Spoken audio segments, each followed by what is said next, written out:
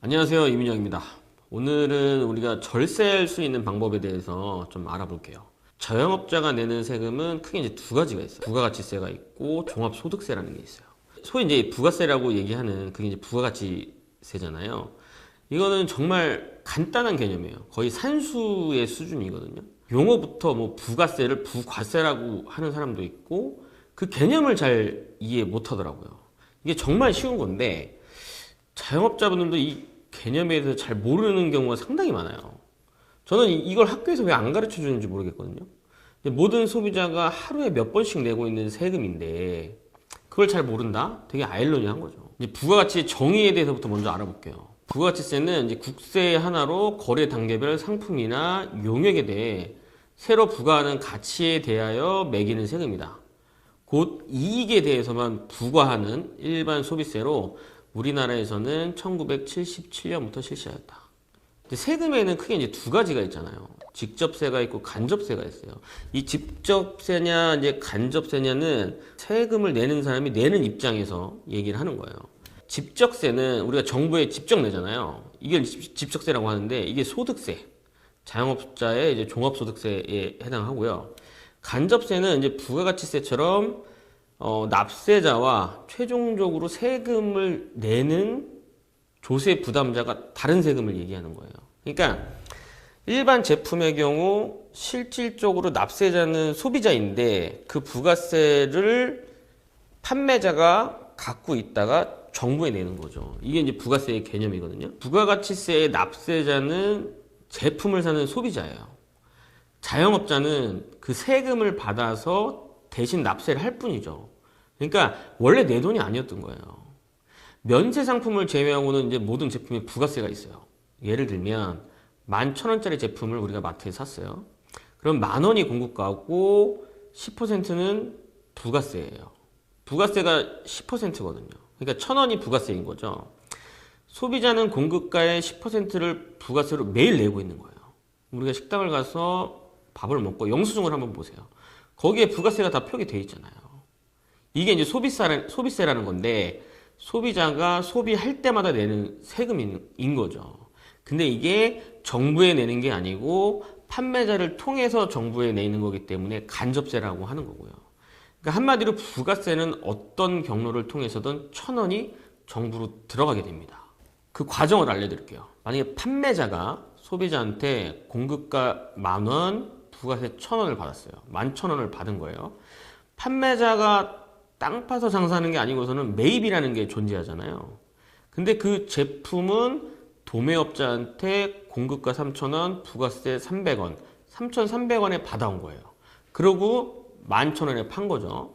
그렇다면 공급가 기준으로 이제 7,000원이 남는 거고 부가세 기준으로 700원이 나한테 남아 있는 거예요.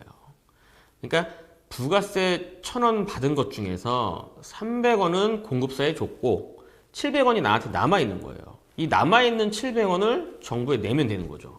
이게 이제 부가세는 정말 산수인 게 너무 간단해가지고 탈세를 할 수가 없어요. 근데 이 부가세가 어떤 의미가 있냐?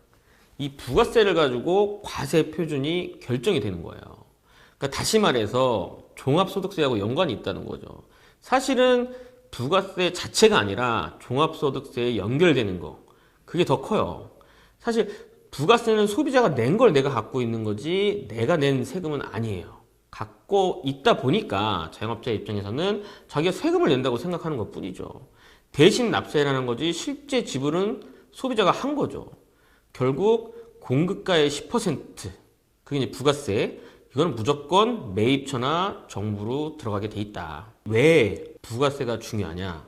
바로 과세 표준이 되기 때문이에요. 공급가 기준으로 1억 매출에 3천만 원의 매입이 있었다면 7천만 원 이익이잖아요. 그렇다면 과세 표준이 7천만 원이고 부가세를 700만 원을 내야 되는 거죠. 700만 원은 어차피 내 돈은 아닌 걸 내는 거지만 문제는 종합소득세를 7천만 원 기준으로 시작을 하는 거예요. 부가세 환급 대상이 아닌 이상 어쨌든 비용으로 털긴 하겠죠. 만약에 3천만 원을 비용으로 털었어요. 그러면 4천만 원에 대한 종합소득세를 내는 거죠. 예를 들면 1억 원이 과세 표준이다. 계산을 하면 2,010만 원이 세금이 되는 거죠. 그러니까 1억 원 곱하기 세율 35% 0.35 빼기 누진공제액 빼면 2,010만 원이 되는 거죠. 부가세는 결국에는 매출에서 매입을 뺀 금액이 높으면 아무리 비용 처리를 잘한다고 해도 종합소득세가 많아지죠.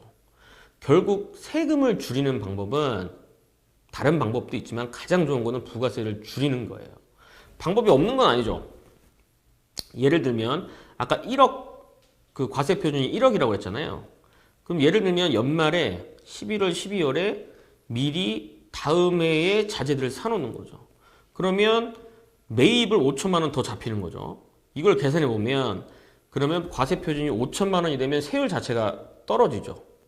그러면 5천만 원의 세율은 24%니까 5천만 원 곱하기 0.24 누진공제를 빼면 522만 원을 빼면 세금이 678만 원이 되는 거죠. 이게 얼마 차이예요?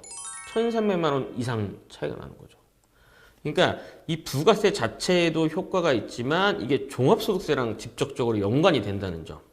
그래서 부가세가 중요한 거예요. 그래서 이 부가세를 정확히 이해하고 어떻게 대처를 할지 우리가 10월, 11월 아니면 그 이전부터 준비를 해야 되는 거죠.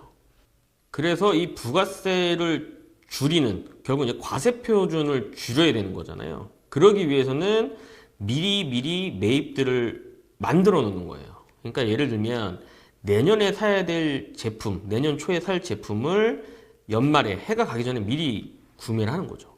그래서 이제 부가가치세를 줄이는 거죠. 그러니까 사입하는 수입업자 기준으로 보면은 이 부가세가 적용되는 시점이 통관이 되는 시점이에요. 그러니까 이 제품이 들어오는 그 기간도 고려를 해야 되는 거거든요. 그러니까 연말 되기 전에 두세 달 정도 전에 미리 발주를 해서 늦어도 12월 중순, 12월 말까지는 통관이 될 수 있도록 그렇게 준비를 해야 되는 거죠. 그렇게 부가세를 줄이는 게 가장 중요한 포인트입니다. 물론 다른 방법도 있어요. 예를 들면 뭐 직원을 채용한다거나 뭐 이렇게 해서 인건비로 털 수도 있지만 그거는 부가세하고는 관련이 없어요. 그건 종소세하고 관련이 있는 거죠. 오늘은 부가세 부분만 먼저 말씀을 드렸습니다. 부가가치세의 정의부터 이제 부가가치세의 개념, 이게 이제 종소세에 어떻게 이제 영향을 미쳐가는지를 설명을 드렸거든요. 충분히 도움이 됐을는지는 모르겠습니다. 오늘 좋아요, 구독 많이 눌러주시고 그 종합소득세 관련된 내용은 다음 영상에 또 설명을 드리도록 하겠습니다. 고맙습니다. 구독, 좋아요 부탁드리겠습니다.